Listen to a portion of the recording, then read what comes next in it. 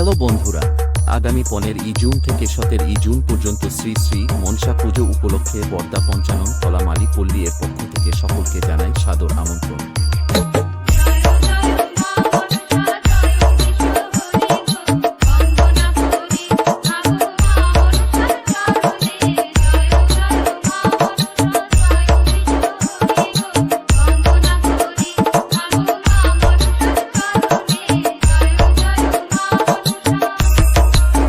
এছাড়াও পুরো এলাকা কাঁপাতে ও পুরো এলাকার মানুষদের মনে মণিকোঠায় জায়গা করে নিতে আসছে জগৎপুর থেকে জিকে নিউজ।